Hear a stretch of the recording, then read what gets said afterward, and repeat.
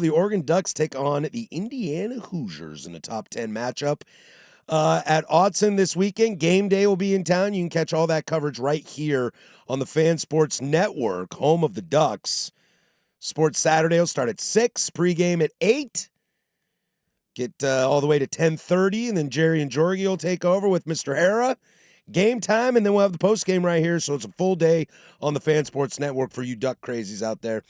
And as we ramp up to this game, we spoke a lot yesterday about kind of quarterback play and, the similarities and differences between Mendoza and Moore and how they represent their teams. But getting some kind of nitty gritty of this game, I'm really excited for this game, mostly because I think there's a lot of different outcomes that could create not just good content for what we do, but just good juice for us college football fans. And I'll start with one of the more impressive things that I had coming out of the Penn State game that I think I waxed poetically about was I felt that the Oregon defense was very much a representation of Dan Lanning. That's kind of what he does, what his thing was, and I kind of wanted to see, where Will Stein and the guys before him have clearly put their stamp on the offense. I was waiting to see Tosh Lupoi put his stamp on the defense, and he gave that to me on Saturday. Now, I might have been behind everybody else in saying that. It might have been a rash generalization of putting that all over Lanning, but I also think Lanning has shifted a lot more into the leader and head coach of the team, and Lupoi is doing more because I think at the end of the day, what Tosh Lupoi's defensive line can do to stop that Indiana run game will ultimately decide this game. I don't know if I'm there with you because they can be so prolific in the passing game. As we talked about yesterday, they're the only team in the country that has 2 top 10 wide receivers, according to PFF. Like Surratt and Cooper Jr. are both they are dudes. I think you read the stats off yesterday, man. They're great. And so, but part of what makes their offense so great is that they are balanced. They can run the ball. They got 2 running backs with almost 400 yards total already. Yeah, like they've got dudes, and I think. But to your point, as far as the defensive line, where Indiana's shortcomings are in the trenches. Like I heard the guys this morning, they were talking about it. We've talked about this. This game doesn't seem to have the same level of juice because you don't have Penn State, you don't have the whiteout, you don't have 100 years of tradition and all the things that come along with Penn State. You have Indiana, who has one 10-win season in their entire existence. And when was that? Last year. It is pretty wild. It's nuts. Look, they're a basketball school. And it'll be a fun conversation for us tomorrow, talking about how you establish programs like Indiana. Yeah, I saw you throw that on there, and I was like, good idea. Because it's so different from what we've seen. And I've got that pocketed for tomorrow. But, the Indiana offensive line is made up of just a lot of, like, older guys, but they aren't. And I heard Dirt bring up the stat the other way around, where Oregon's offensive line is 325 pounds average weight across the board, but Indiana's defensive line is 279. It's not the end-all be-all, but 45-plus pounds that's a lot.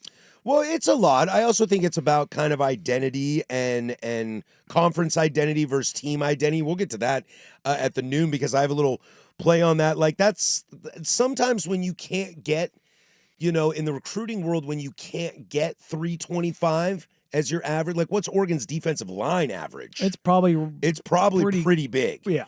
So Mateo's a big old boy. Yeah, Bear. His name is Bear. Okay. Yeah, Bear, I think himself is 330. So I think sometimes in your recruiting challenges, I don't want to say weaknesses. There's only so many of those guys in the country. Totally. The proliferation of that when Georgia and Alabama were just hoarding them all, like collecting infinity stones. Now they're kind of out there. Oregon's got some, Texas has got some, Ohio State's got some, Georgia's like the preeminent programs all have those guys. And I think what you do when you can't get those guys is you got to kind of change schematically. You have to be like, I saw this at Wazoo. Like at Wazoo, not to just bring my school in, but I think it's a decent reference. We can't get those guys. We will not get those guys. So what do we play on defense? We play fast. We play fast and quick, and that's how we're trying to get it. We're trying to get around your 325-pound guys, not try to bulldoze them. Now, it opens up yourself to, get blown out easily in games because you just don't have the horses. You don't have the lead in the pencil. And so I think that's kind of what Indiana will rock. But as good as that wide receiving core is and as good as Mendoza could be and has been, all balanced offense in college football it starts with the run game. And if the Bears and the Washingtons of the world can get there, and the Uyungales of the world can get there and put that stamp on it, I think that will ultimately be what decides this game. I'm very interested to see just kind of like what their defense ends up looking like, right? Indiana does what have Indiana's defense looks like. Yeah, I know what Oregon's defense looks like. I trust them. I do. We had Tyson on yesterday, and some Duck fans took it as a backhand, and it wasn't. It was every player on that defense is very good to like borderline great. Mm-hmm. Like there's not a hole on that defense, but there's not a star where you're like, this guy is going to blow up my game plan. But I also think that's a issue around college football. Yeah, there's only so many true defensive stars in football. Like how much I love Miami, there's no star on that defense. Now that edge rusher, number 9, the single digit guy. He's a freak. I'm totally blanking on his name. There's a couple of those guys. Clemson was supposed to have a couple of those guys this year. To me, that guy, like unabashedly with a bullet, is Caleb Downs. Caleb Downs is going to ruin your game plan. That's what he's going to do. And they have deployed him in such a way that that's what he does. He is a Ed Reed, Troy Polamalu, Sean Taylor safety type he's just a football player that you just put him in the middle of the field, say, dude, make plays. And then he does. I don't think I could walk into a room if somebody said I was like Sean Taylor and Troy Polamalu. You know what I mean? Like I don't think my head would fit through the door. Right? Like but you look at where Indiana ranks. They're holding teams to under 4 yards a carry. Their teams really aren't running the ball at all. Teams have they're averaging 100 rush yards per game. Again, who they've played matters. Mm-hmm. And when you're putting it on teams like they have, how many opportunities do you have to run the ball? And that's kind of where the question comes. Can Indiana's defense be stingy enough to slow Oregon's roll a little bit? Because Oregon hasn't been explosive or wasn't explosive against Penn State, but also Indiana's defense isn't nearly as good as Penn State's. The trade-off is, can they get the points on Oregon's defense? Mm-hmm. And if all of a sudden Oregon can't do what they want to do, now you've got a game. Funny you should ask that question, because I just happened upon a stat. Under Cignetti, Indiana has managed only 2 touchdowns each time out in its 4 previous matchups against top 12 defenses. They've averaged 6.7 against the rest, and Oregon, of course, 7th in total defense and 6th in scoring defense. And that's it. Last year, Indiana... No, that's exactly it. Last year against Indiana, against the preeminent opponents, they folded. Mm-hmm. They folded. And that's why you look at this game, is like, because... But their defense did, put Altmaier on his booty. Mm-hmm. And that's quite convincingly, too. And I don't think we think Altmaier is, all worldly, but we like Altmaier for what he brings. And again, at least I do. With Indiana, I think Altmaier was just classic pocket quarterback. Yeah, he's a good college quarterback.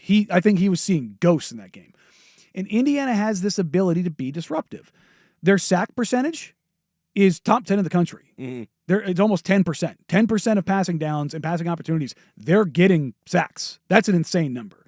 They're number 1 in the nation in opponent interception percentage. They are turning the ball. That's turnover luck. Dante Moore hasn't had that this year. Mm-mm. Does that happen this week? Right. The thing that you look at if Oregon is Oregon, Oregon is fine. If Oregon is not Oregon, whether it be self-inflicted or Indiana, that's what opens the door. Yeah. And if I look at just kind of what we know about each team, I know Oregon is stronger in the trenches on both sides. I know that I can trust Oregon's defense, and I'm pretty sure I can trust Indiana's offense to be the best offense that Oregon has faced. Mm. But how does that stack up? Sure. You know what I mean? Like, what's the sliding scale there? Which is why if Oregon is Oregon, that's why the spread is as big as it is. Yep.